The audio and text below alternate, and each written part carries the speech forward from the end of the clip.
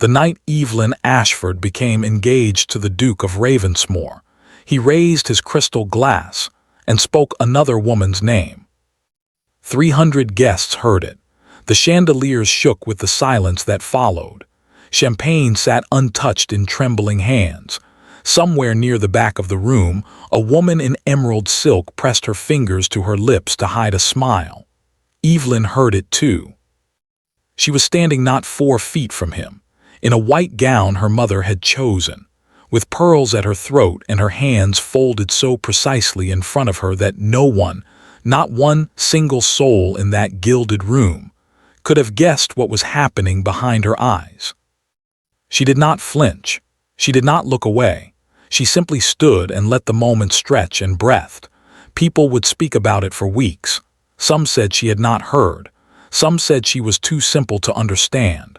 Some whispered that the poor girl had been humiliated beyond recovery, that the engagement would surely be dissolved before morning. None of them knew Evelyn Ashford.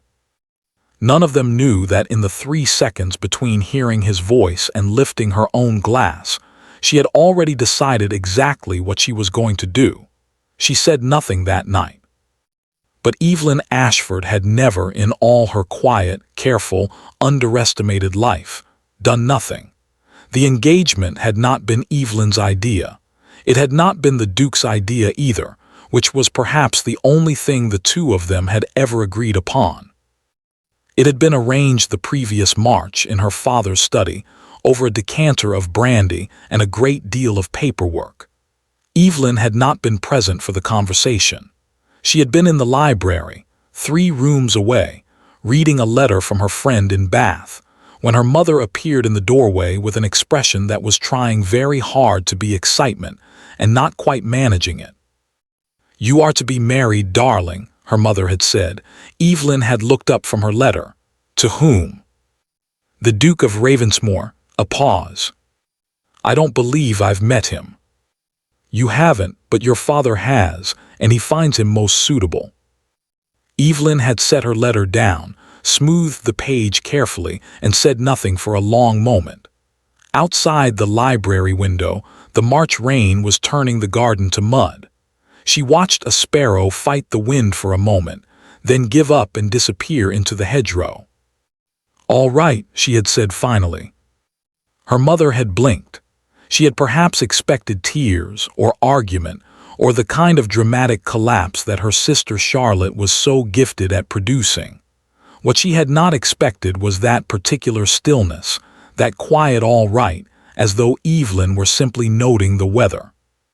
What her mother did not understand, what almost no one in Evelyn's life had ever taken the trouble to understand, was that Evelyn's silences were not emptiness. They were patience. She had learned very early that the world moved faster when she watched it carefully, and that the people who shouted and wept and demanded rarely saw what was actually happening in front of them. She would meet the Duke of Ravensmore. She would observe him, and then she would know what all right was going to mean. She met him 6 days later, at a dinner her parents hosted in his honor. Adrian Blackwell, the 9th Duke of Ravensmore, was 31 years old, dark-haired and possessed of the particular kind of handsomeness that seems almost like an inconvenience to its owner, something to be gotten through like bad weather. He was tall. He was formal. He shook her father's hand with the manner of a man completing a transaction, and when he was introduced to Evelyn, he looked at her the way one looks at a piece of furniture one has agreed to accept from an estate sale. Politely. Briefly. Without interest. "Miss Ashford," he said. "Your Grace," she replied. And that was, more or less, the full extent of their first conversation. At dinner he spoke mostly to her father, occasionally to her brother Richard, and twice to her mother about the weather in Derbyshire. He did not speak to Evelyn again. He did not ignore her rudely. It was more precise than that. He simply moved through the evening as though she were a pleasant enough feature of the room, like the wallpaper or the candlesticks, something that required no particular engagement. Evelyn watched him all evening. She noticed that he drank very little. She noticed that he listened more than he spoke. She noticed that when Richard made a joke at her expense, Something about her being so quiet one forgot she was there. Adrian did not laugh, though he also did not object. He simply moved on, unhurried, as though the comment had not quite landed anywhere. She noticed something else, too. Something she filed away quietly, in that part of her mind where she kept things that might matter later. When the dinner was over and the gentlemen had withdrawn, Evelyn sat with her mother and tried to explain what she had seen to herself. It was nothing dramatic, nothing she could name clearly, just the faint, persistent impression that Adrian Blackwell was a man carrying something heavy, and that he had been carrying it for a very long time. She did not know yet what it was, but Evelyn Ashford was patient. She could wait. The engagement ball was held on the 14th of October at Ravensmore House in London. 300 invitations had been sent. 300 guests arrived.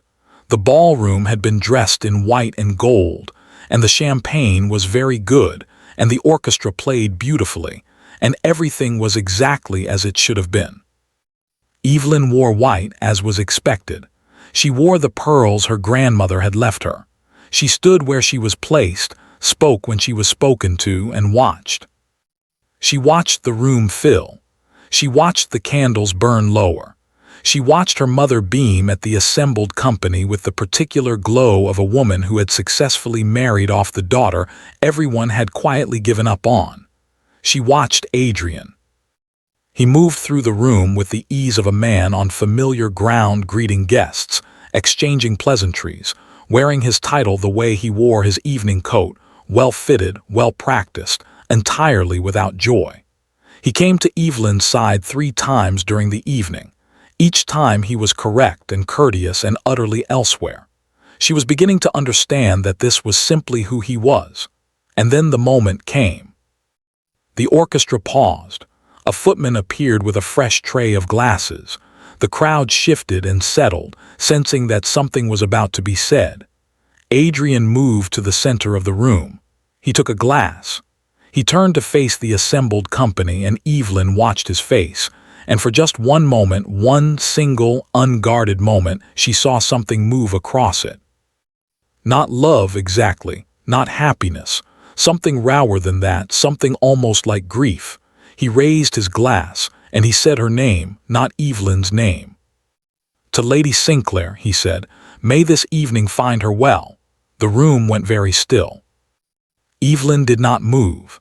She did not look at the woman in emerald silk who stood near the back of the room with her fingers pressed to her lips. She did not look at her mother, whose smile had gone glassy and fixed. She did not look at Richard, who was standing near the door with an expression she could not quite read from across the room. She looked at Adrian. He had already looked away. Evelyn lifted her own glass very slowly and brought it to her lips. Around her, after a long and terrible moment, the room began to breathe again. The orchestra resumed. Conversations restarted, quieter now, electric with the particular thrill of witnessed scandal. No one spoke to Evelyn directly.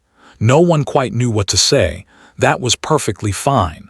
Evelyn had a great deal to think about. And she had learned, a very long time ago, that she thought best in silence.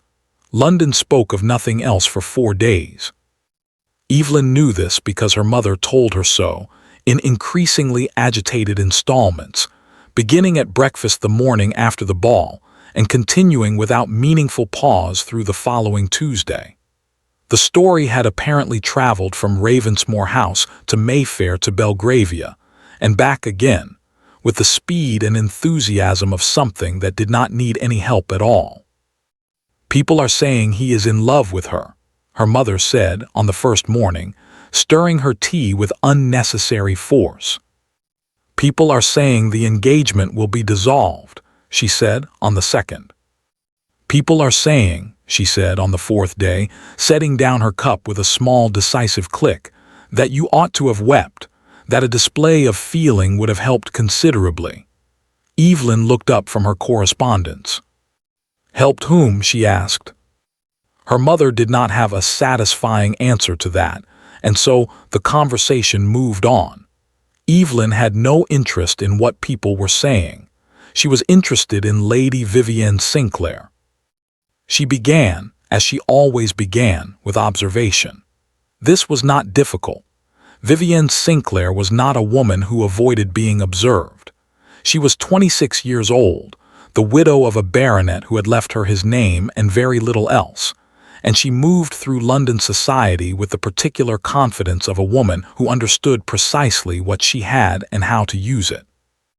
She was beautiful in a way that seemed almost deliberate: dark eyes, pale skin, a laugh that carried across a room and made everyone in it feel that they were missing something.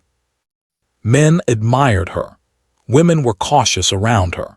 Hostesses invited her because she made their parties interesting and did not invite her because they did not entirely trust their husbands in the same room. Evelyn had met her twice before the ball briefly, at the sort of large gatherings where one meets everyone briefly, and had formed no strong impression either way. She was charming. She was clever.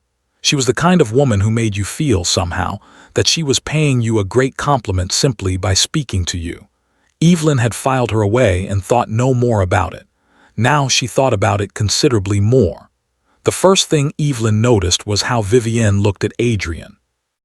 They were at Lady Pemberton's afternoon musical, 4 days after the ball, the first social engagement Evelyn had attended since the incident, as her mother was now calling it, in a tone that suggested it ranked somewhere between natural disaster and personal failing. Evelyn had come because not coming would have meant something, and she was not ready yet for things to mean what people wanted them to mean. Vivienne was there. Of course she was there. Evelyn positioned herself near the window, accepted a cup of tea she did not drink, and watched. Vivienne crossed the room to Adrian within 5 minutes of his arrival. This was not unusual. Half the room crossed to Adrian within 5 minutes of his arrival, because he was a duke and that was simply how rooms worked.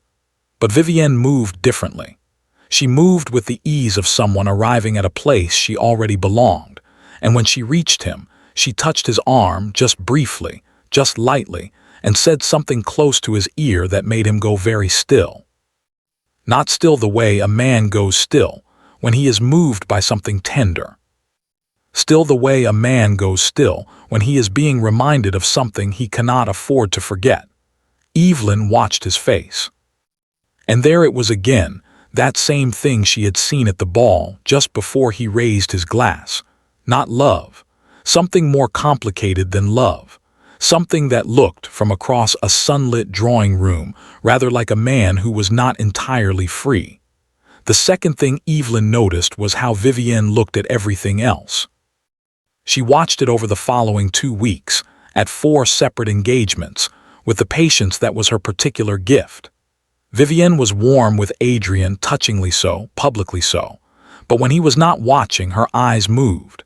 They moved to the room, to the people in it, to the doors and the windows and the arrangements of furniture, with a quick, assessing intelligence that had nothing to do with warmth and everything to do with calculation.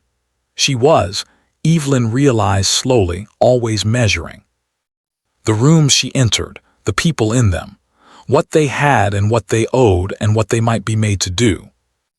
Evelyn had seen that quality before, in a very specific category of person. People who had learned early that the world did not offer them what they needed, and had decided quietly to take it instead. She did not judge this exactly. She understood it in a distant, clinical way, the way one understands a mechanism by watching it work. But she began to understand something else as well. Vivienne Sinclair did not look at Adrian the way a woman looks at a man she loves. She looked at him the way a woman looks at a door she has not yet managed to open. The third thing Evelyn noticed was the money. This required somewhat more effort than observation alone. Evelyn wrote 2 letters, one to her father's solicitor, framed as an inquiry about her own settlement, and one to an old-school friend whose husband worked in the city and knew, as such husbands often do, a great deal about other people's financial arrangements. The picture that emerged was not dramatic. It was simply this: Lady Vivienne Sinclair, for all her emerald silk and easy confidence, was very nearly without funds. The baronet's estate had been encumbered. The income from it was modest. Her London house was leased, not owned.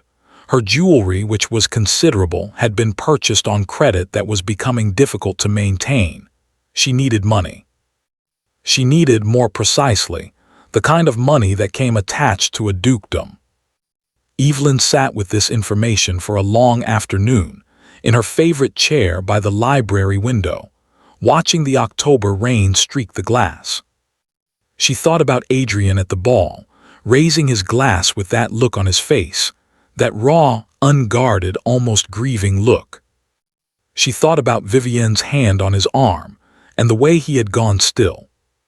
She thought about the gap between what was visible and what was true, and how rarely those two things were the same, and how almost everyone she had ever known had failed to notice the difference. And she began, slowly and carefully, to revise her understanding of the situation entirely. Adrian Blackwell was not a man carelessly in love with another woman. He was a man who believed, who had been made to believe something that was not true. The question was what, exactly, he had been told. And the question after that, the one that sat quietly beneath everything else, the one Evelyn was not quite ready to look at directly, was why she cared. She had not chosen this engagement. She owed this man nothing. He had humiliated her in front of 300 people without so much as a flicker of apology. She could walk away. She could let whatever was happening happen and be done with it, and find some quieter life that had not begun with a stranger toasting another woman's name on the night of their betrothal. She could. Evelyn looked out at the rain. The sparrow was back, fighting the wind again at the edge of the garden, smaller than the wind, considerably more stubborn. Not yet, she thought. Not yet. The letter arrived on a Thursday. Evelyn found it by accident, which was the only reason she found it at all. She had gone to her brother's study to return a book she had borrowed, a dry thing about agricultural reform that Richard had pressed upon her at dinner 2 weeks ago and then apparently forgotten entirely, because when she knocked and received no answer, she let herself in and found the room empty, the fire low, and a scatter of correspondence across the desk that suggested Richard had left in some haste. Evelyn set the book down. She turned to go, and then she saw the handwriting. It was on a letter half hidden beneath a copy of the Racing Gazette, written in a hand that was decorative and deliberate and utterly distinctive. The hand of a woman who had learned to write beautifully because beauty was a tool, and tools were meant to be used. Evelyn recognized it because she had, by this point, spent considerable time studying Vivienne Sinclair from across various well-appointed rooms. She recognized the loops, the particular slant, the way the capital letters leaned forward like a person in a hurry. She stood very still for a moment. Then she picked up the letter and read it. It was not long. It did not need to be. R, it began, not Richard, just R, which told Evelyn a great deal in itself. He suspects nothing. The seeds are well planted. He believes entirely that she refused his confidence. The business with the ball was inspired, I think. 300 witnesses. She cannot recover from it gracefully, whatever she does.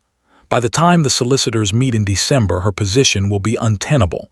Proceed with the secondary arrangement as discussed. The girl is the last obstacle. Once she is removed from the equation, the rest follows naturally. The girl. Evelyn read the letter twice. Then she folded it very precisely along its original creases and placed it back exactly where she had found it, tucked beneath the Racing Gazette at the same angle, the same depth. She picked up the book she had come to return. She set it on the corner of the desk where Richard would see it. And she walked out of the study, closing the door behind her with the softest possible click, and went upstairs to her room and sat down in the chair by the window and was very, very still for a long time. She had known, in the abstract way one sometimes knows things before the evidence arrives, that Richard was not entirely what he appeared. He was 4 years older than Evelyn, and they had never been close, not unkindly, not with any open hostility, simply with the comfortable distance of two people who occupied the same house without particularly seeking each other's company. Richard was charming in the way that certain men are charming, easily and without effort, the kind of charm that fills a room and leaves no particular trace afterward. He had friends everywhere and intimates nowhere. He laughed readily and meant very little of it. Their father had loved him in the uncomplicated way fathers sometimes love their sons, proud of the surface, incurious about the depth. Evelyn had been more curious. Evelyn was always more curious. She had noticed over the years small things. The way Richard's expenses seemed always to exceed what their father provided, and the way those gaps were always smoothed over somehow, eventually, without explanation. The way he spoke about her mother's jewelry sometimes, and Evelyn's inheritance from their grandmother, with a particular attentiveness that sat just slightly wrong. The way he had responded to the news of Evelyn's engagement, not with congratulation exactly, but with a kind of focused interest, asking questions about the settlement, about the terms, about what exactly Evelyn stood to receive. She had filed these things away and thought, "He is careless with money and perhaps a little selfish, and that is not so uncommon." She had not thought, "He is building something." She thought it now. The shape of it came together slowly, over the following 2 days, as Evelyn sat with what she knew and arranged it carefully, the way one arranges pieces on a board. Richard needed money.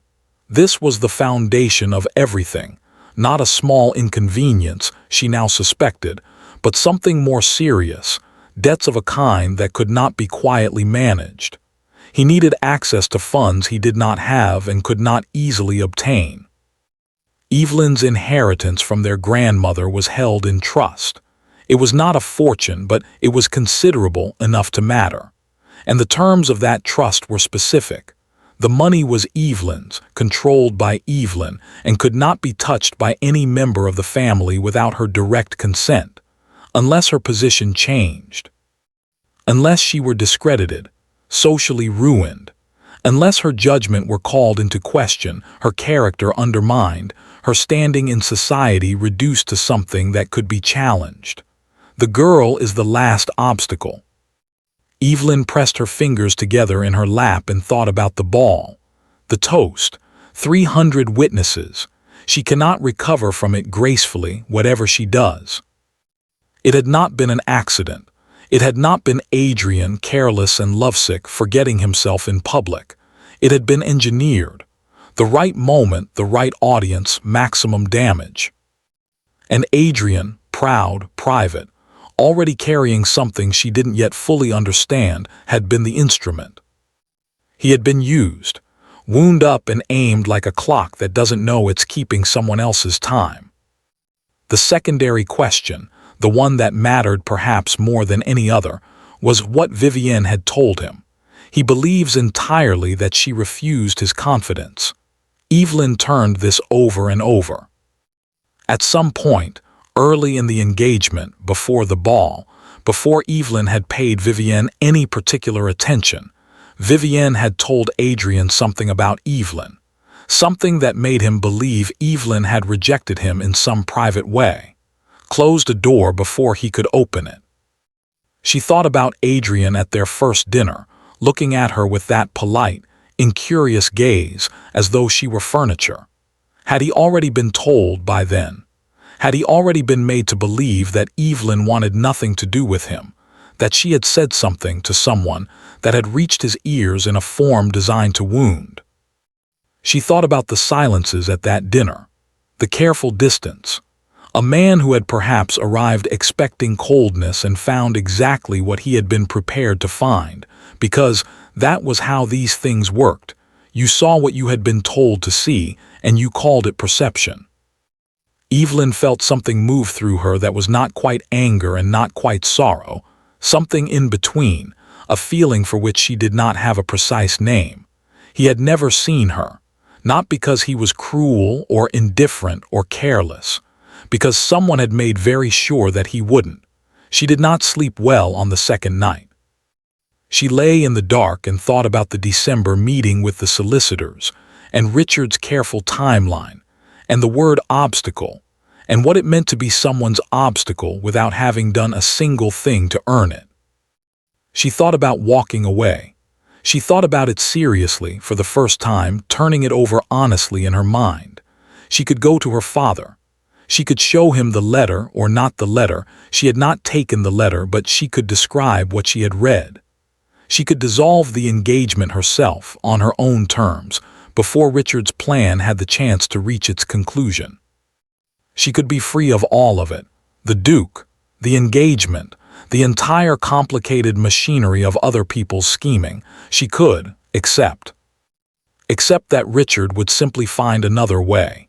He was patient, and he was clever, and if this route was closed to him, he would find another, and the next plan might be one she did not see coming. And Vivienne would move on to the next door, the next man who could be convinced of the right things at the right moment. And Adrian Blackwell would never know that the cold, indifferent woman he believed Evelyn to be had never existed at all. That last thought surprised her. She lay with it for a moment, slightly uncomfortable. That is not why, she told herself firmly. That is not the reason. She was not sure she entirely believed it. But morning came, and with it the particular clarity that follows a sleepless night, and Evelyn made her decision. She was not going to walk away. She was going to need help.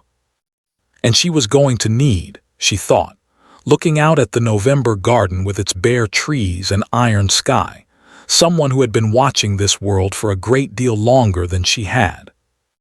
Helena Blackwell, the Dowager Duchess of Ravensmore, was 81 years old and had outlived 2 husbands, 4 prime ministers, and the patience of virtually everyone who had ever underestimated her. She was small and thin, and moved with the careful deliberateness of someone who had decided that the world could wait. Her hair was entirely white. Her eyes were entirely black, and missed nothing. She wore no jewelry except a single ring on her right hand, a dark stone in an old setting that Evelyn had never seen her without, and she had the particular quality of stillness that belongs only to people who have sat with enough of life's catastrophes to have stopped being surprised by them. Society was slightly afraid of her. Her own family was considerably afraid of her.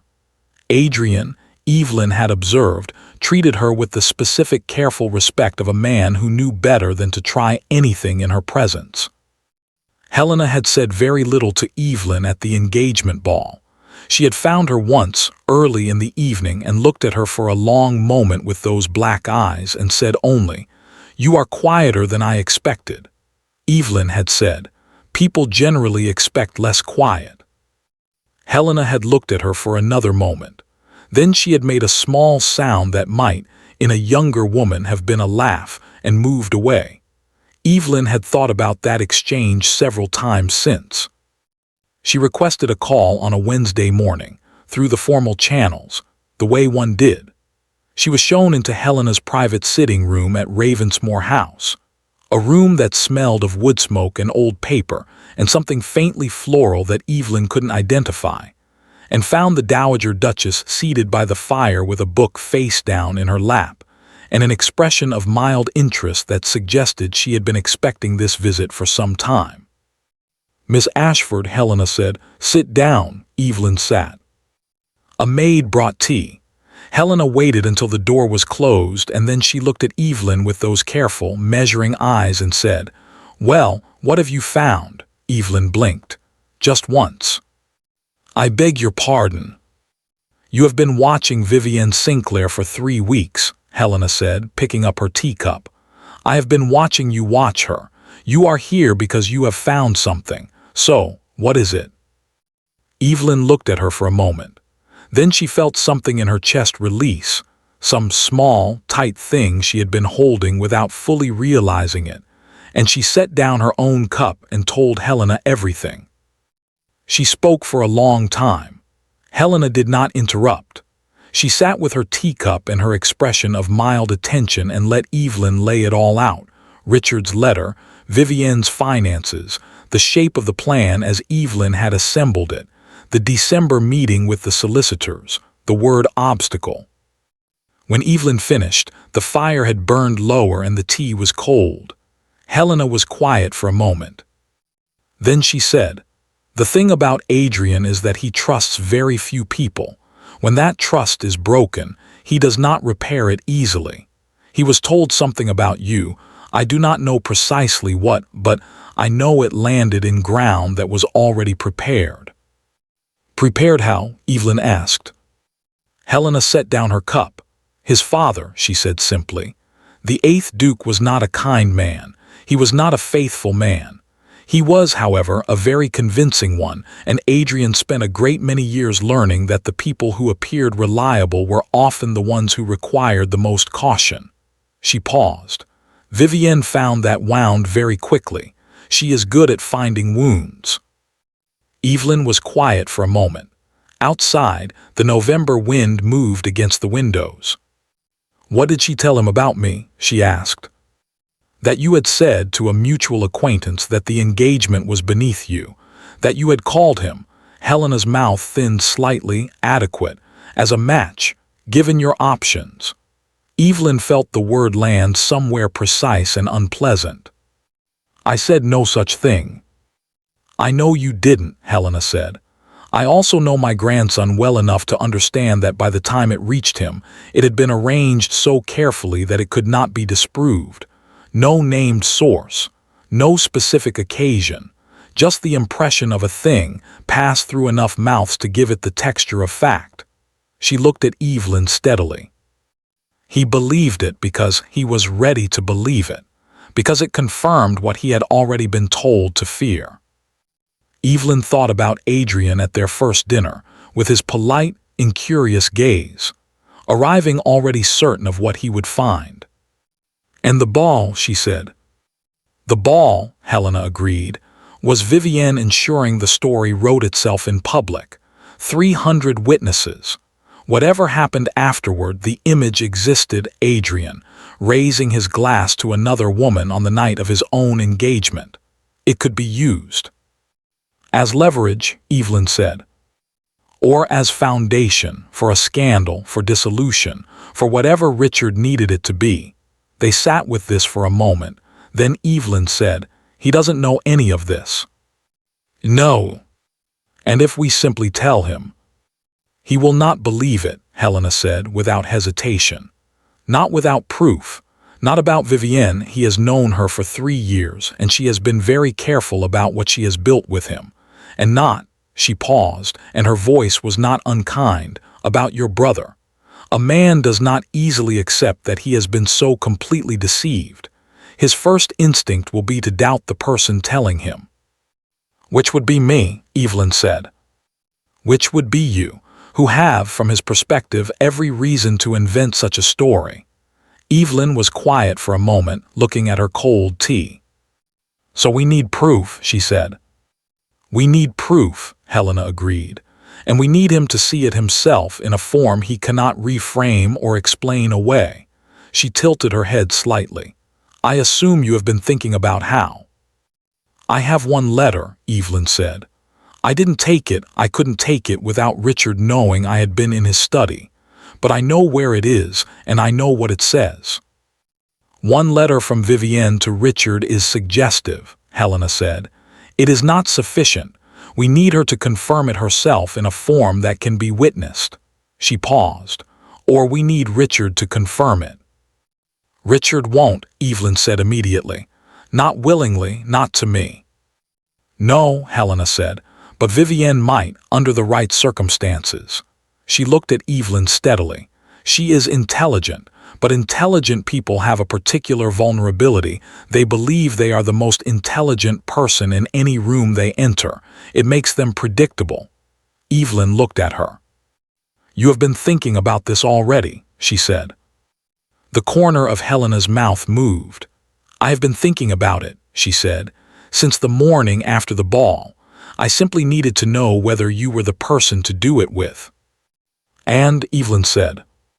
Helena picked up her teacup, found it cold, and set it down again with a small, decisive click. "You'll do," she said. "Now let us talk about what we are going to do." They talked for 2 hours. By the time Evelyn left Ravensmore House, the November afternoon had darkened to early evening, and the streets outside were lit by the pale glow of the gas lamps. She walked to the carriage with her hands folded and her face composed, the way she always walked, the way she had trained herself to walk through any room in any weather. Inside, she allowed herself one long, slow breath. The plan was not simple. It was not without risk. There were 3 things that needed to happen in a precise order, and any one of them could go wrong, and if they did, the consequences would be— Helena had not minimized this— considerable. But it was a good plan. It was a careful plan.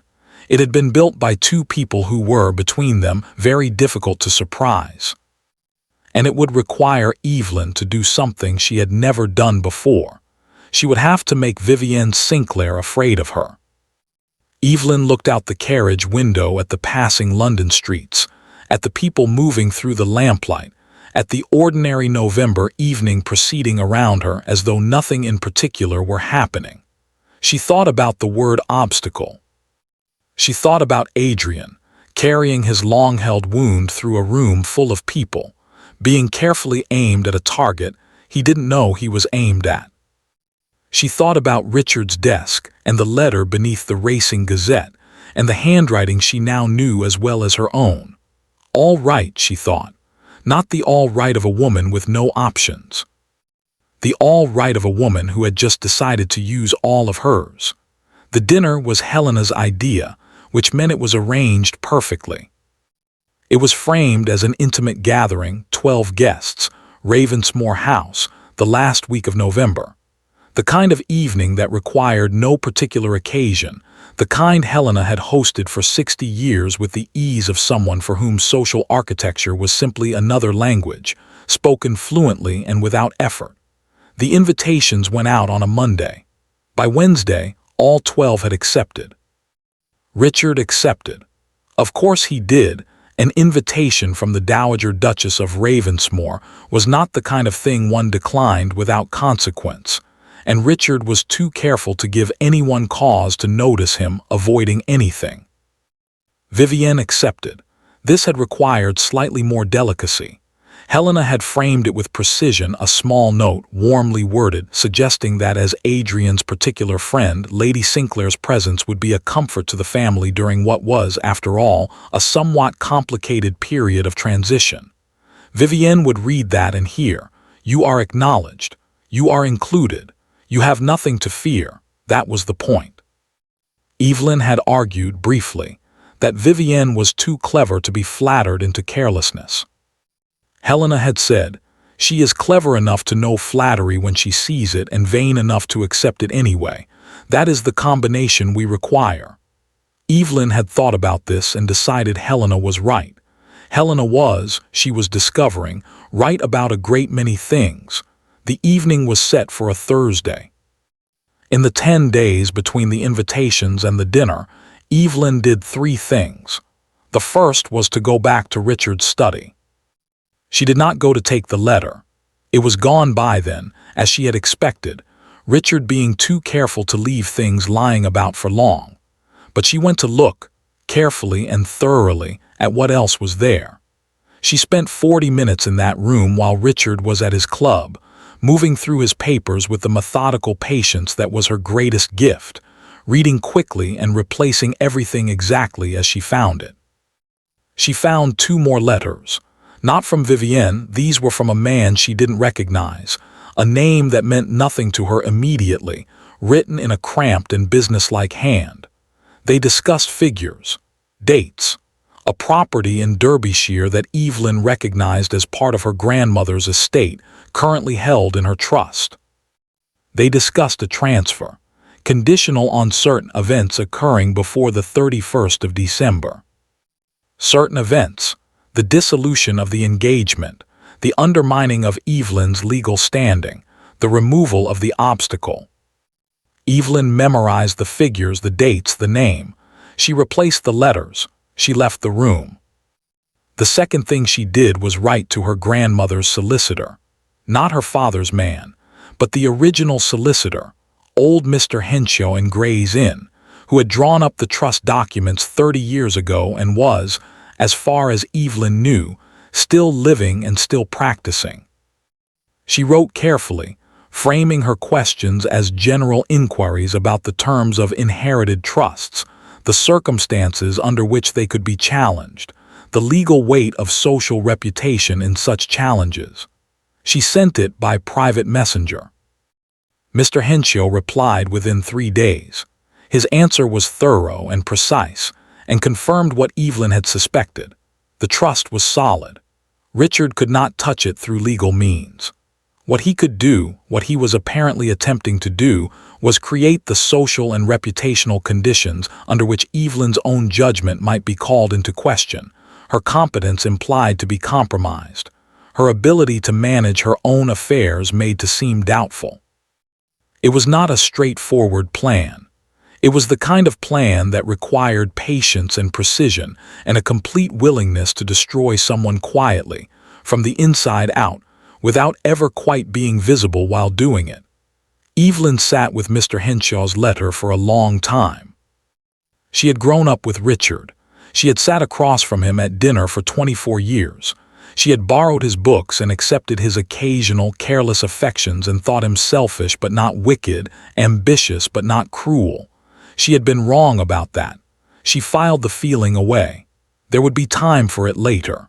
The third thing Evelyn did was practice. She stood in front of the mirror in her room each morning for a week, and she rehearsed the conversation she intended to have with Vivienne Sinclair in every variation she could imagine. She practiced her expression and her tone and the precise words she would use and the ones she would withhold.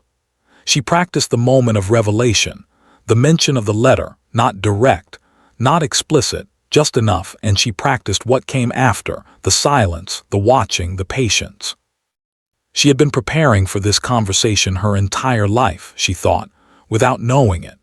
Every room she had ever stood in quietly, every exchange she had ever watched without being watched, every piece of information she had ever filed away in that careful, organized mind. All of it had been, in some sense, practice for a single conversation with a woman who was very clever and very cornered and very dangerous. Evelyn intended to be more dangerous. The dinner was beautiful, as Helena's dinners always were. The table was dressed simply, white linen, good silver, candles in low arrangements that threw warm light across 12 faces without obscuring them. The food was excellent. The wine was chosen with the quiet authority of someone who knew exactly what she was doing and required no commentary on it. Evelyn sat 4 places from Adrian, close enough to observe, far enough to be unremarkable. She had worn her grandmother's pearls again. She had chosen a gown in deep blue that her mother had once said was too severe for her coloring, which Evelyn had always thought meant it made her look like someone who knew her own mind. She watched the table. Richard was in good form, charming, easy, working the room in the particular way he had, making each person feel they had his full attention. He had greeted Evelyn warmly at the door, kissed her cheek, told her she looked well. She had smiled and said he looked well also and meant neither thing at all. Vivienne arrived slightly late, which Evelyn suspected was deliberate, the entrance of someone who understood that arrival was a performance. She wore green again, a different shade from the ball, and moved through the room to Helena first, which was correct and careful, and then to Adrian, which was natural and warm and entirely observed. Evelyn noted the way Vivienne's eyes moved across the room, quick and systematic, cataloging. When they reached Evelyn, they paused for 1 fraction of a second longer than anywhere else. Evelyn smiled pleasantly and looked away. The opportunity came between the fish course and the meat. Vivienne excused herself from the table. Evelyn, who had been watching for precisely this, waited 90 seconds, excused herself also, and followed. She found her in the corridor outside the small room that the ladies used on such evenings, standing at the window at the end of the hall, looking out at the dark garden. Whether she was collecting herself or simply avoiding the room, Evelyn couldn't tell. She walked toward her with the unhurried calm of a woman who happened to be going in the same direction. "Lady Sinclair," she said pleasantly. Vivienne turned. Something moved across her face, very fast, very controlled, and then her smile appeared, warm and easy and entirely practiced. "Miss Ashford, are you enjoying the evening?" "Very much," Evelyn said. She stopped a comfortable distance away and clasped her hands lightly in front of her. "It is so kind of the Duchess to bring everyone together. She is remarkably thoughtful about such things." "She is," Vivienne agreed, with the slight carefulness of someone who was not entirely sure where they were being taken. Evelyn let the silence sit for a moment. Then she said, with the air of someone making pleasant small talk, "I have been meaning to ask you something, actually. I wonder if you might know a Mr." And she said the name from Richard's letters, the cramped businesslike hand, the figures and the dates. "I came across the name recently in connection with some family business, and I couldn't quite place him." The change in Vivienne was almost imperceptible. Almost. Her smile did not waver. Her posture did not shift. But something behind her eyes went very still, the particular stillness of a person whose mind has suddenly begun moving very fast. "I'm afraid I don't believe I know the name," she said.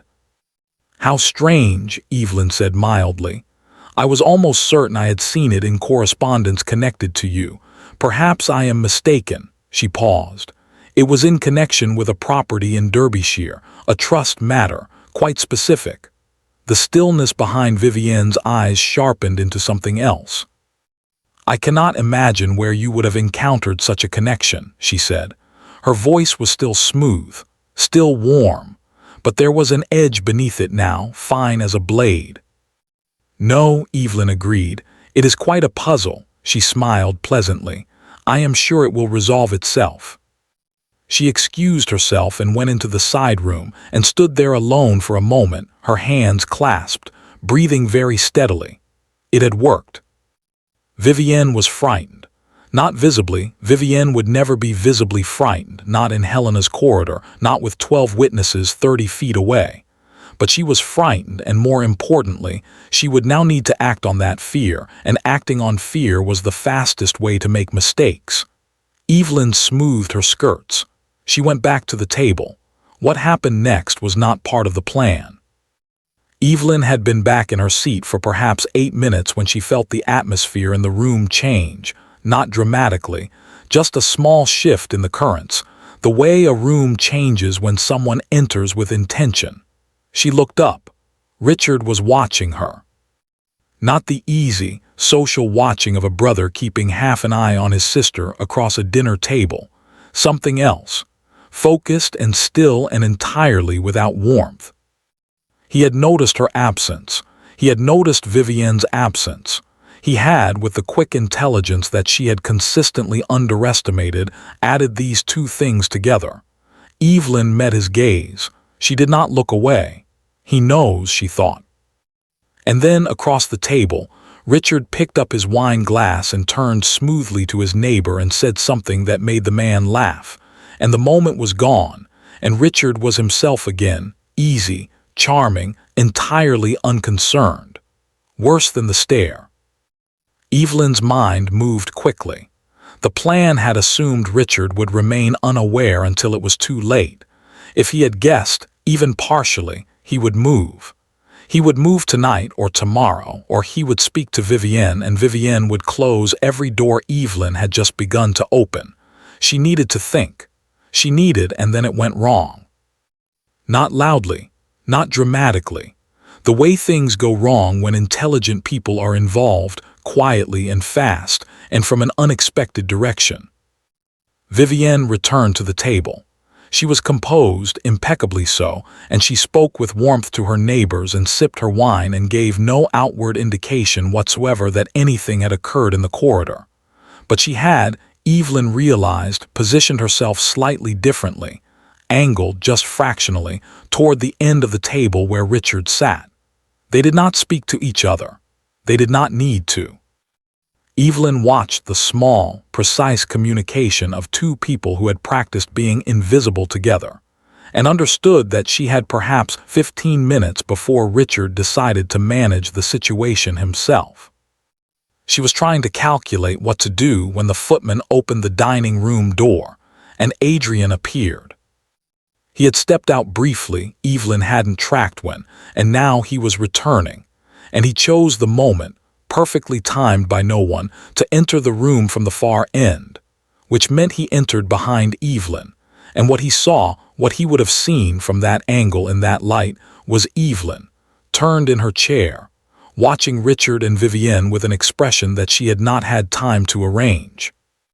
Not guilt, but intensity, focus, the look of someone in the middle of something. And Richard, who saw Adrian the same moment Evelyn did what Evelyn had not anticipated. He looked at his sister, and then he looked at Adrian. And then he said, into a small lull in the conversation, quite naturally, quite warmly, "There you are. We were just saying, weren't we, Evelyn, that the evening has been so much more interesting than expected." Every head turned, including Adrian's. Evelyn felt the weight of his gaze across the room. She looked up. She met it. She could see, from his expression, exactly what he thought he was looking at. Her heart did not panic, but it dropped, slow and certain, like a stone through deep water. Not yet, she thought, not like this. The dinner ended at 10:30. Evelyn stood in the entrance hall with her wrap and her composed expression and watched the guests collect their things and say their goodbyes. And she did not look at Adrian, and she did not look at Richard, and she did not look at Vivienne, who left early, a headache. She said, with a smile of perfect sympathy directed at Helena, and swept out into the November night with the ease of someone who had accomplished what she came to do. Richard left shortly after. He kissed Evelyn's cheek at the door. "Lovely evening," he said, close to her ear. She felt the warning in it like a hand around her wrist. "Lovely," she agreed. She was pulling on her gloves in the entrance hall, the last of the guests, when Adrian appeared at the top of the stairs. "Miss Ashford." His voice was quiet, level, the voice of a man who had been managing his expression for the past 2 hours and was very tired of it. Evelyn looked up. He came down the stairs with that particular economy of movement she had observed from the beginning, nothing wasted, nothing careless, and stopped at the foot of them and looked at her and said, "I would like a word if you are willing." She was shown into the library. A fire was burning. Someone had left a lamp lit on the desk. The room smelled of wood smoke and leather and the particular mustiness of books that had been read many times and put back carefully. Adrian closed the door. He did not sit. He stood near the fireplace with his hands behind his back and looked at her with an expression she had not seen on him before, not the polite distance of their early acquaintance, not the performed ease of the dinner table. Something rower, something that had run out of patience with itself. "What were you doing?" he said. "This evening." Evelyn looked at him steadily. "I beg your pardon." "You and Vivienne. You left the table at the same time. You were gone for 10 minutes, and when you came back you spent the remainder of the evening watching my family's dinner table like a woman reading a map." He paused. "I would like to know what is happening." Evelyn considered him for a moment. She had planned with Helena for many versions of this conversation. She had not planned for it to happen tonight in this room, with the timing destroyed and Richard already warned and everything slightly out of sequence. She had planned to be further along before Adrian was involved. She had planned to have more. But he was here, and he was asking, and she had learned a long time ago that some moments did not wait for better conditions. "I will tell you," she said, "but I need you to listen to all of it before you respond. Can you do that?" Something moved across his face. Not quite offense, something more complicated than that. "I am not in the habit of interrupting," he said. "No," she said, "but you may want to when you hear what I have to say," she told him. Not everything, not yet, not the solicitor's letter, not every piece she had assembled, but the shape of it, Richard's plan, Vivienne's role, the December meeting, the word obstacle, what had been built around him, carefully and patiently, using his own wound as the raw material. She spoke for perhaps 12 minutes. She kept her voice level. She did not embellish, and she did not soften, and she did not look away from his face, because she needed to see what happened there in real time in order to know how to continue. What happened was this. For the first 2 minutes, he listened with the controlled stillness of a man determined to hear something out fairly. For the next 4, something began to change behind his eyes, not belief, not yet, but the first uncomfortable stirring of a man who is beginning to feel the shape of something he doesn't want to feel. And then she said Vivienne's name in connection with Richard's, and she described the letter she had read in his study, and something in Adrian's face went very quiet in a way that was not the same as calm. "That," he said when she finished, "is a remarkable accusation." "Yes," Evelyn said, "it is." "Against your own brother." "Yes." "And against a woman I have known for 3 years." "Yes." He turned away from her. He stood facing the fire for a long moment, and Evelyn watched the line of his shoulders and waited. "You will understand," he said to the fireplace, "why I find this difficult to accept." "I understand completely," Evelyn said. "I would not accept it either without proof. I am not asking you to accept it. I am asking you to consider the possibility that it might be true. On the word of a woman who has every reason to discredit." "I know," Evelyn said quietly. "I know how this looks." He turned back. His expression was not angry. It was worse than angry. It was the face of a man in genuine pain, being asked to look at something he has been protected from seeing for a very long time. "She told me," he said, "that you had called me adequate as a match." The word landed again, precise and unpleasant, exactly as it had when Helena said it. "I know she did," Evelyn said. "Did you?" "No." "How am I to know that?" "You can't," Evelyn said. "Not from what I tell you. That is exactly the problem, and it is exactly why it was so effective." She paused. "You were told something that could not be disproved, and it confirmed something you were already afraid of, and so it became true for you before you ever met me. I walked into that dinner already convicted of something I had never done." The silence in the room was very complete. Adrian looked at her. She looked back. Neither of them moved. "The ball," he said, "it was not quite a question."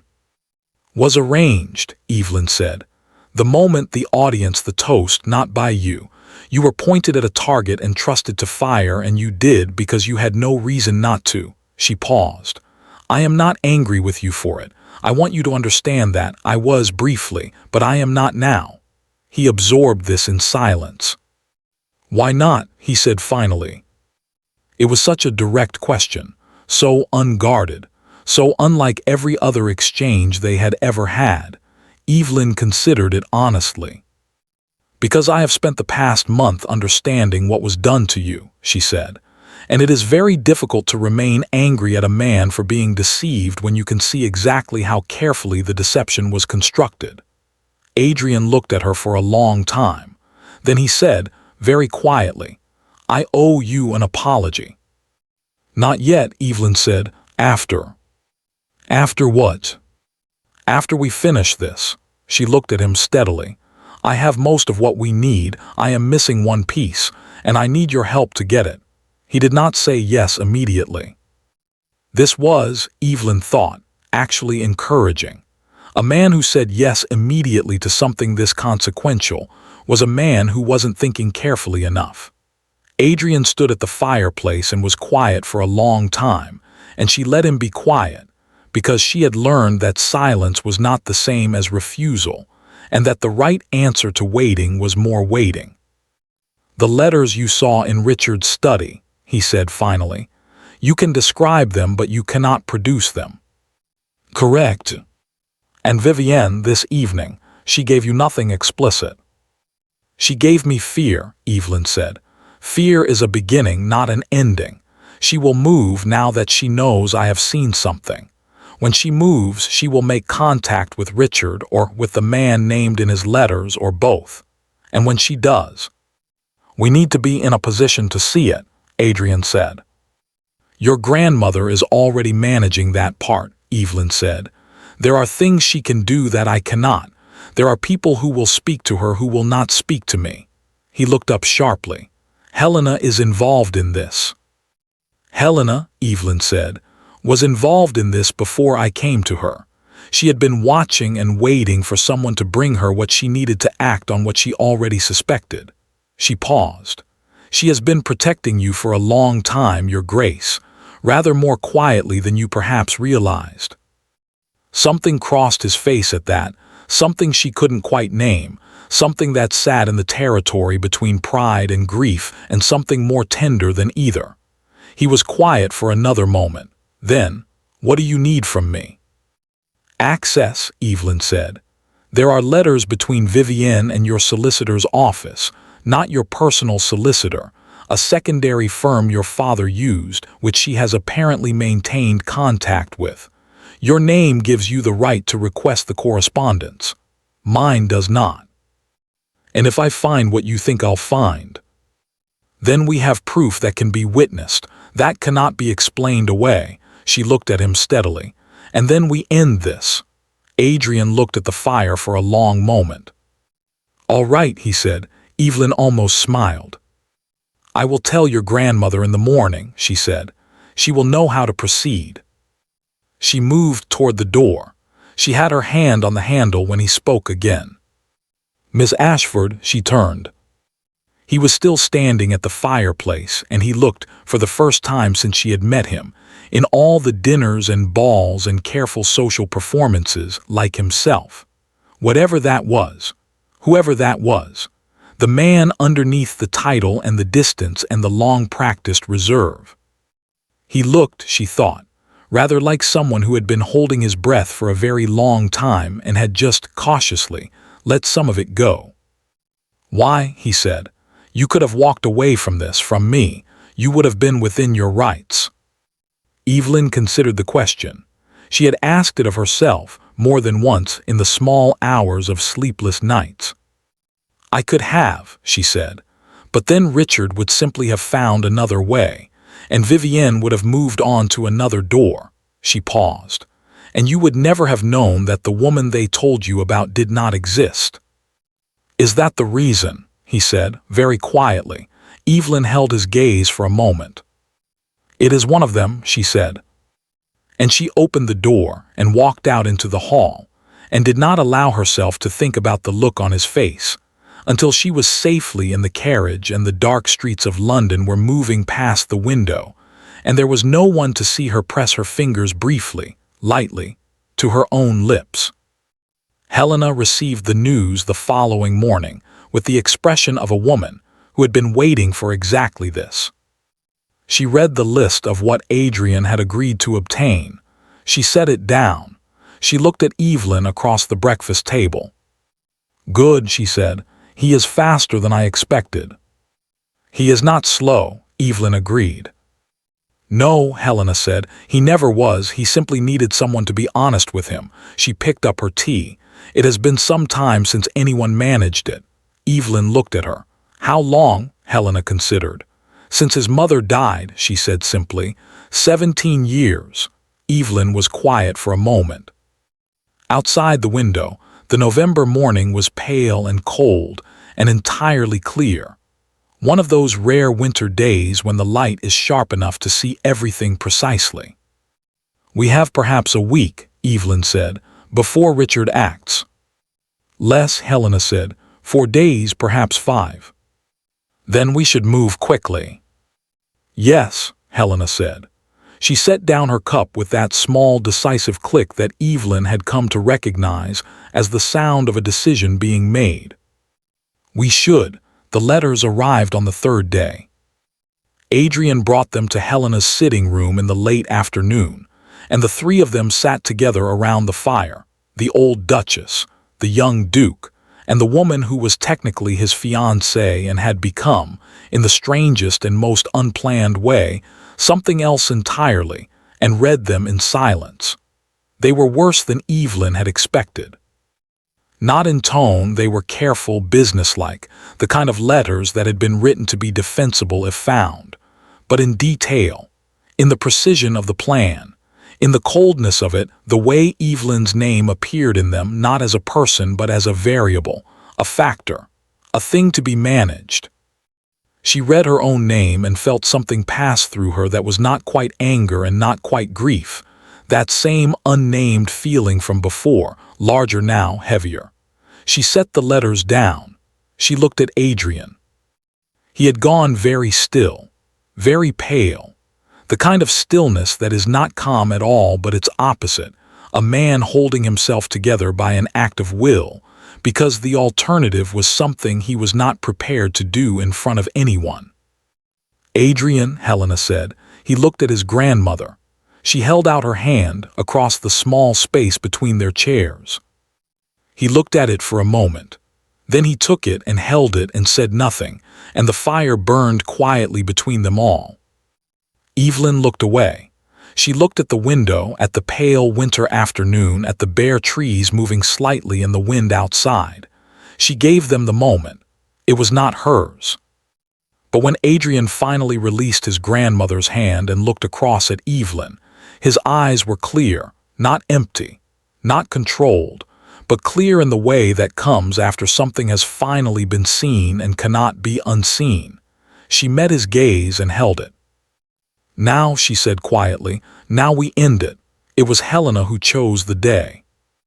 The 1st of December, a Monday, 11 days before the scheduled meeting with the solicitors that Richard had built his entire plan around. She sent the invitations on Friday, not formal cards, not the careful social architecture of the dinner, but brief personal notes, handwritten, delivered by her own footman.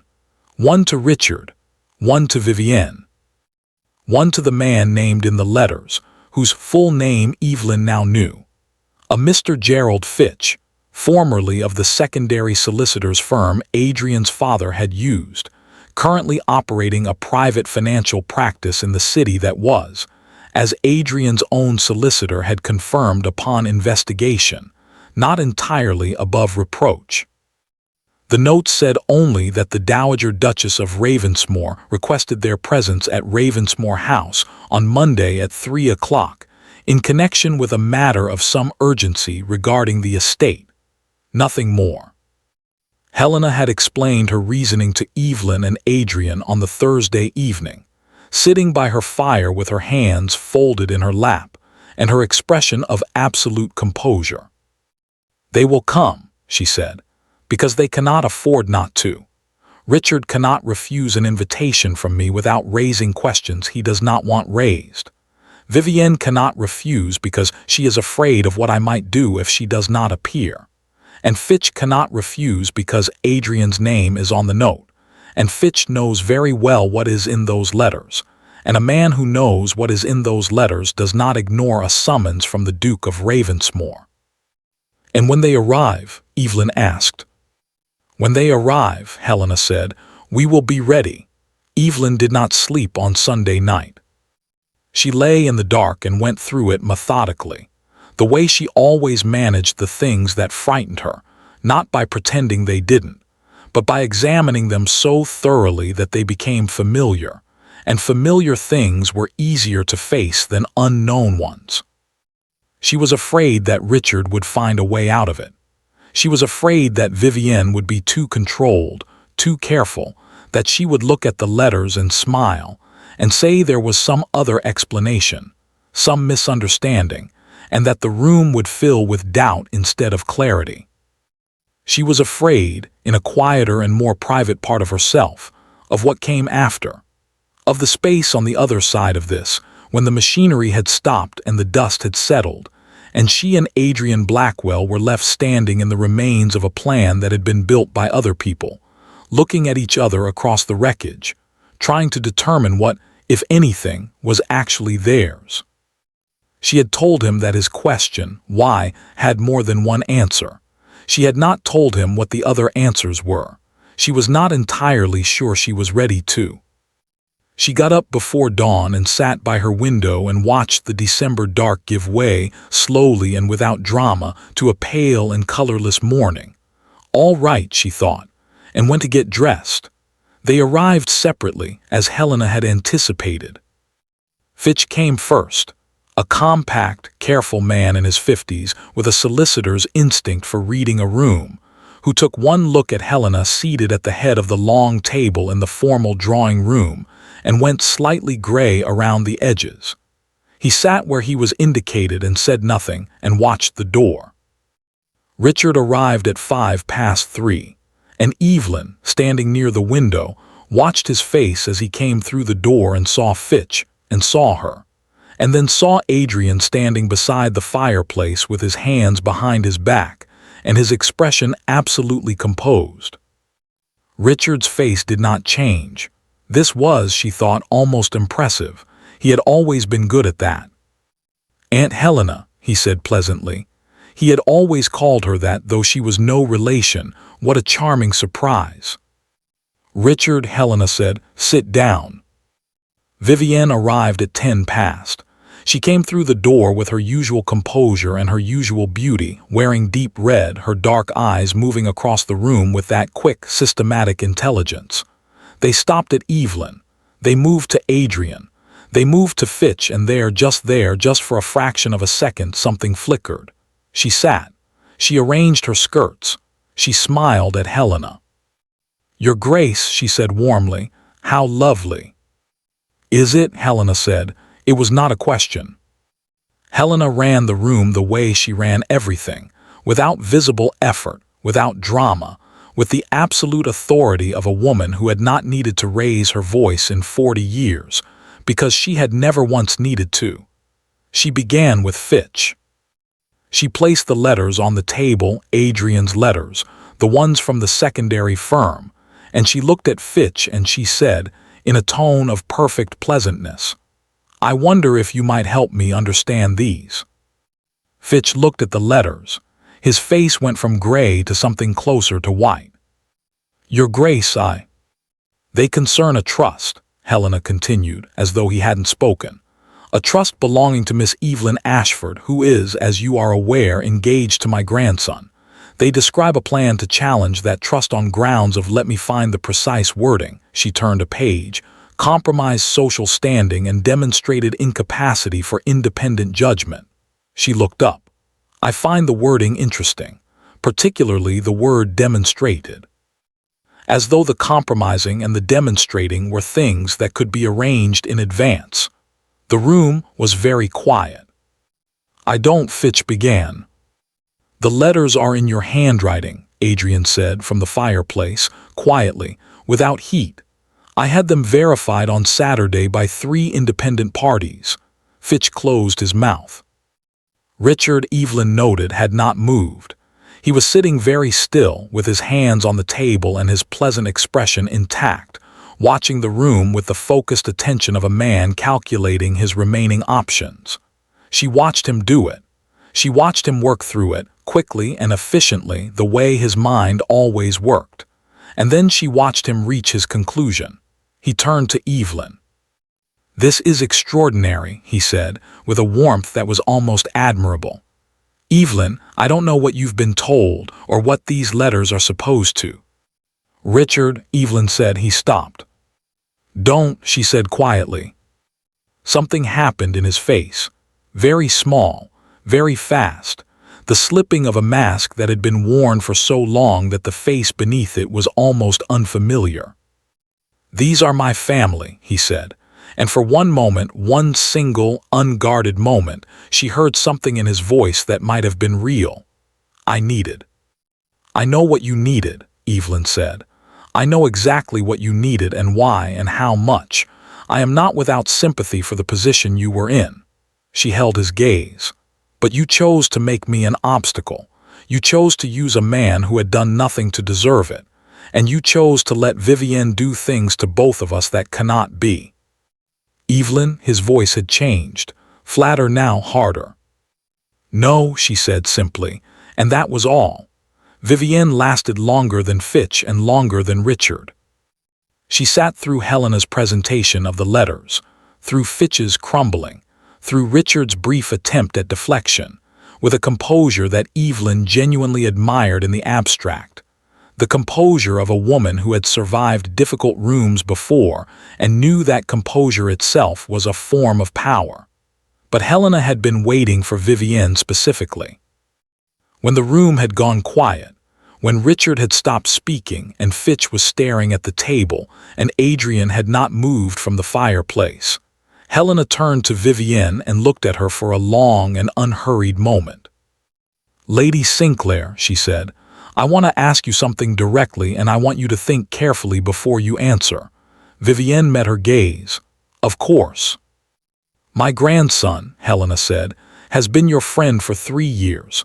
I use the word friend because that is the word he has used, and I have chosen until now to respect his characterization." She paused. "What did you tell him about Miss Ashford?" Vivienne's eyes moved to Adrian, then back to Helena. "I don't know what you mean," she said. "I think you do," Helena said. "I think you knew exactly what wound to find and exactly what to put in it. I think you are very good at that, and I think you have been doing it for a long time, and I think that is the thing that I want you to answer for, more than the letters, more than Fitch, more than Richard's money." Her voice was entirely even, "because the rest of it can be addressed by solicitors.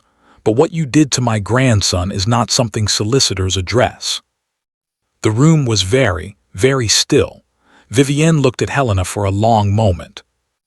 And then, with the precision of a woman choosing the least damaging of available options, she said, "I may have interpreted things to him, at times, in ways that were not entirely complete." "Interpreted," Helena repeated. "I believed it was for his benefit," Vivienne said. "He was entering an arrangement he had not chosen. I was trying to protect." "Vivienne," Adrian's voice from the fireplace, quiet and absolutely final, she stopped. He looked at her. He had not spoken since the beginning, since the letters. He had stood at the fireplace and let Helena run the room, which was right, and he had listened to everything, which Evelyn suspected had cost him considerably. "I trusted you," he said. "I trusted very few people, and you were one of them, and I would like you to know that I understand exactly what that means and what it cost, and I do not intend to say anything else about it." Vivienne looked at him. Something moved across her face, not guilt exactly, but something adjacent to it, something that might have been guilt if it had been given different conditions to grow in. "Adrian." "I think," Helena said pleasantly, "that we are finished." Fitch agreed to full disclosure to the relevant authorities by the end of the week, in exchange for Helena's agreement not to pursue the matter through the courts, which would have been public and loud and considerably worse for him. Helena made this agreement with the expression of someone granting a minor concession, which was, Evelyn suspected, exactly how she felt about it. Richard left without speaking to Evelyn again. She watched him go out the door down the steps into the December street and felt the thing that had been sitting in her chest since she read his letter finally, slowly, begin to dissolve. Not into nothing, not cleanly, but into something smaller and more manageable, something she could carry without it carrying her. He was her brother. That would not stop being true. But he had made his choices, and so had she. And the space between those two things was simply where they would have to live from now on. Vivienne left shortly after, with the particular grace of a woman who was already planning her next move before she reached the door. She would recover, Evelyn thought. She was too capable not to. She would find another room, another door, another man who could be told the right things at the right moment. Evelyn hoped, without any particular conviction, that she would choose differently next time. The room emptied until there were only 3 of them left: Helena, Adrian, and Evelyn. Helena looked at them both for a moment. Then she stood slowly, with the deliberateness of someone who has earned the right to move at whatever pace she pleases. "I find," she said, "that I am in need of tea and a considerable amount of quiet." She picked up her letters from the table. "I trust you can manage without me for a few minutes." She walked to the door. She paused with her hand on the frame. "Evelyn," she said without turning. "Your Grace." "Well done," Helena said. And she went out and closed the door behind her, and the room settled into silence, and Evelyn and Adrian were alone. The fire had burned low. Evelyn stood near the window. Adrian stood near the fireplace. The December afternoon was fading outside, the light going from pale to gray, and the room was warm and quiet and full of everything that had not yet been said. Adrian spoke first. "I owe you," he said, "a great deal more than an apology." "You owe me an apology," Evelyn said. "Start there." He crossed the room, not quickly, with that same economy of movement, measured and deliberate, as though he was very conscious of each step. He stopped in front of her, and he was close enough now that she could see his face clearly in the fading light, without the careful management of expression that she had grown accustomed to reading around. Without it, he looked different. Not younger exactly, just less defended. "I am sorry," he said, "for the ball, for what I believed about you, for the distance I kept and the assumption I made, and the fact that I walked into an engagement with a woman I had already decided I knew, based on something I was told by someone whose interests were not mine." He paused. "And I am sorry that it took me this long to see you clearly." Evelyn looked at him. "That is a very good apology," she said. "I have been composing it," he said, "for approximately 4 days. She felt the corner of her mouth move. "It shows." He looked at her, really looked at her, the way she had been looking at him for weeks, with the kind of attention that sees rather than simply observes. And she let him because she found, somewhat to her own surprise, that she did not mind. "I would like," he said carefully, "to begin again, if that is something you are willing to consider." "Begin again," Evelyn repeated. "As people who have chosen each other, rather than people who were chosen for each other." He paused. "I recognize that I have not given you a great deal of reason to be willing. I recognize that you owe me nothing, and that walking away would be entirely reasonable, and that if you chose to do so, I would have no grounds whatsoever to object." Evelyn was quiet for a moment. She thought about the March morning when her mother had appeared in the library doorway, and she had said all right into the middle distance, watching the sparrow fight the wind. She thought about the ball and the toast and the 300 witnesses, and the moment she had decided, in the space between hearing his voice and raising her glass, that she was not going to do nothing. She thought about a man carrying something heavy for a very long time, and a grandmother who had been quietly protecting him for 17 years, and the look on his face when he had read the letters in which she was described as a variable, a factor, a thing to be managed, and had understood, finally and completely, what had been done to them both. She thought about him asking why, in the library by the fire, with that raw and unguarded directness. She thought about the answers she hadn't given. "Ask me something," she said. He looked at her. "I beg your pardon." "Ask me something real," she said.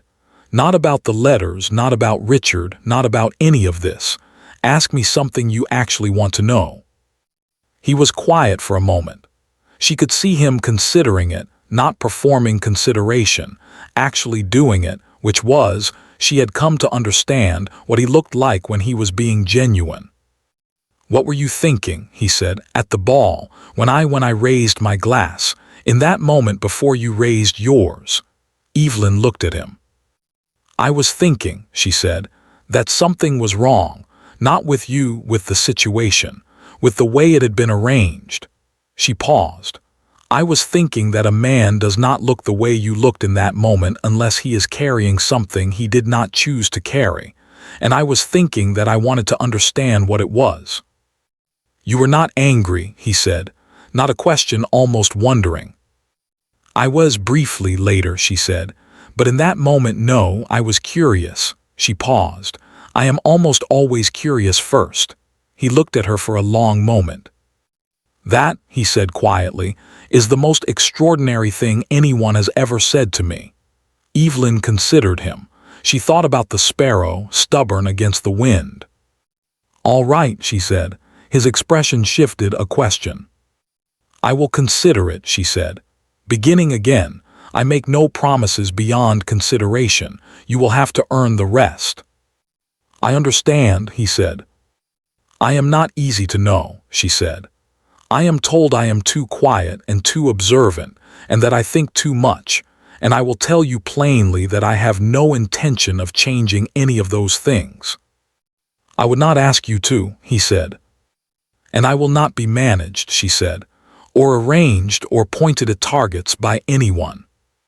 No, he said, and something in his voice, in the single syllable of it, was so entirely certain, so completely without qualification, that Evelyn felt something in her chest shift, small and quiet and entirely unexpected. Good, she said. She held out her hand. He looked at it for a moment, this careful, deliberate, finally undefended man, and then he took it and held it, and did not let go.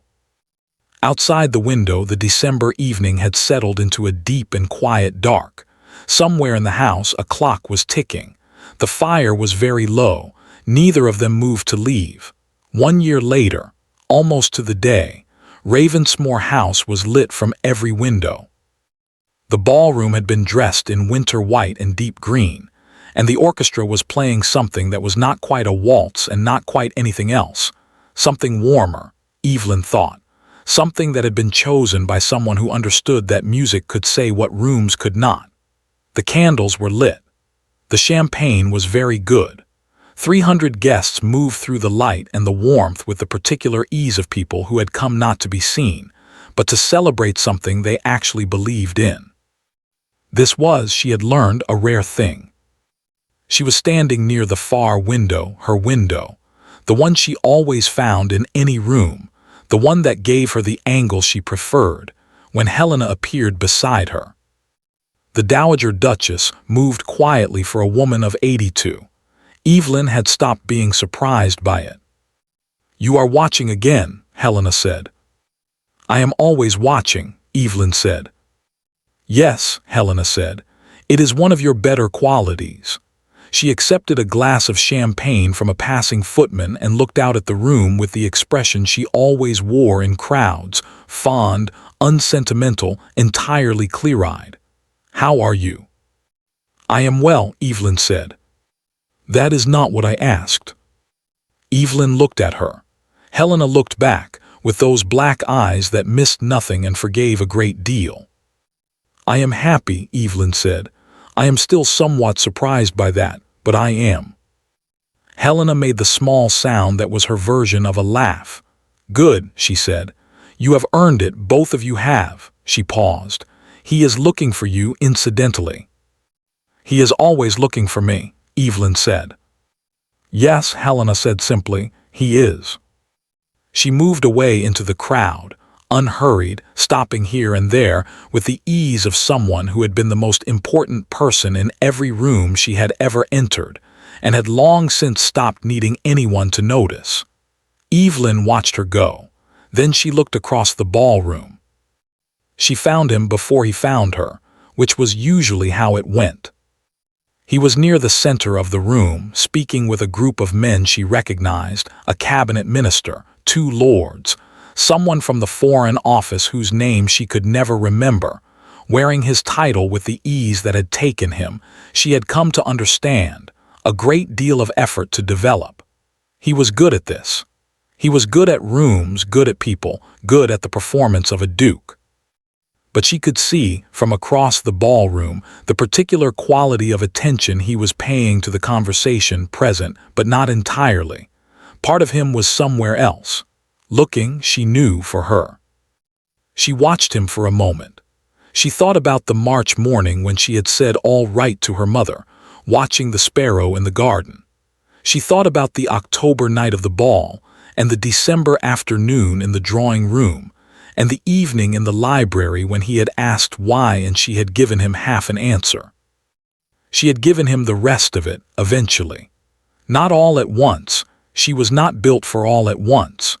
In pieces, over the months that followed, in the conversations that happened when rooms had emptied and fires had burned low, and there was nothing left to perform for anyone.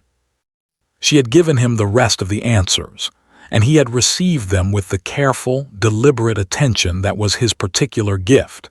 And she had discovered, slowly, thoroughly, in the way she discovered all important things, that being known was not the same as being managed. That the right person knowing you felt entirely different from the wrong ones trying to. He looked up. Across the room, through the crowd and the candlelight and the 300 guests, he found her immediately. He always did. She had stopped finding this surprising and had started finding it something she did not have a precise word for, something warmer than comfort and quieter than joy. Something that had settled into the ordinary fabric of her days without announcement. He said something brief to the cabinet minister. He moved through the room toward her. "There you are," he said when he reached her. "I have been here," she said. "You were not looking in the right direction." "I was always looking in the right direction," he said. "I was simply obstructed." She looked at him.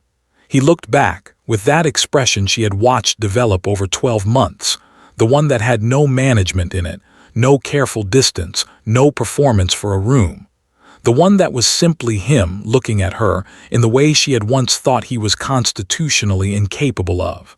She had been wrong about that. She had been wrong about a number of things in the early days. She had thought him cold.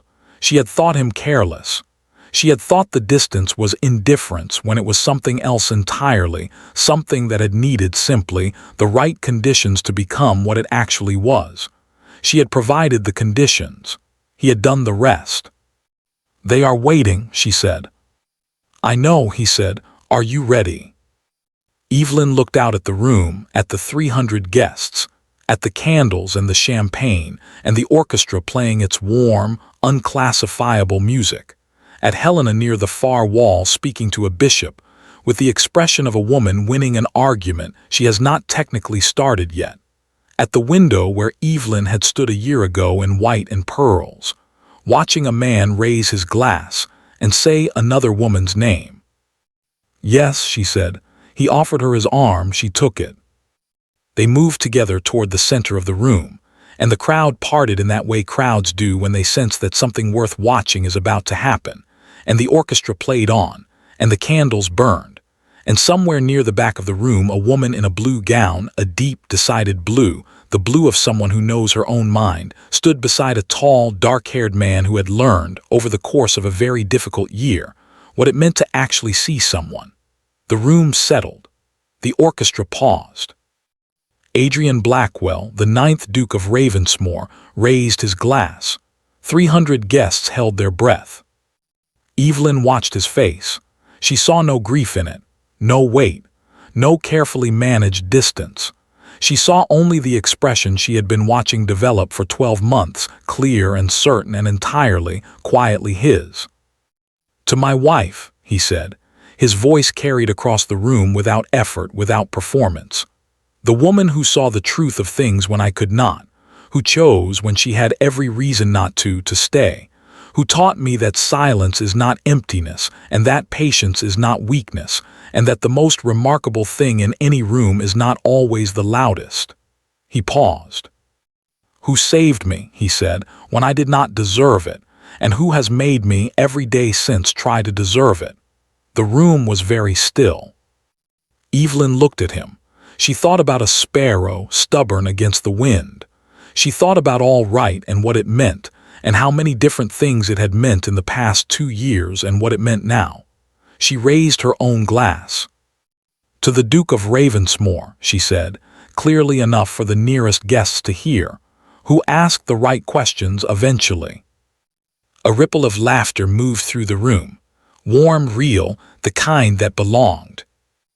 Adrian looked at her, and his eyes held that thing she had no precise word for, that warm, quiet, settled thing, and he said, low enough for only her, "Only eventually." "You had assistants," she said. "I had you," he said.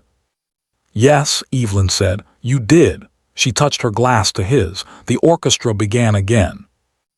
And in the back of the room, the Dowager Duchess of Ravensmore set down her champagne, looked at the two of them standing in the candlelight, and made the small sound that was her version of a laugh. Then she turned back to the bishop and resumed winning her argument, and the ball went on. The ball always goes on. But some nights, some rare and particular nights, the people inside it are exactly where they are supposed to be. This was one of those nights. Thank you for listening to the story all the way to the end. Please tell us which city you're watching from and what the story made you feel. Don't forget to subscribe so you won't miss new stories.